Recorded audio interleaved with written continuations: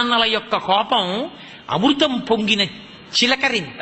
అందుకే తల్లిదండ్రుల కోపంతో మాట్లాడినప్పుడు అర్థం చేసుకోలేని కొడుకు కూతురు ఘాతకులు, వాళ్ళ జన్మకి ప్రయోజనం లేదు. తండ్రి కోప్పడితే తన కోసం కోప్పడ్డావు, బిడ్డ వృద్ధిలోకి రావాలని కోప్పడతాడు.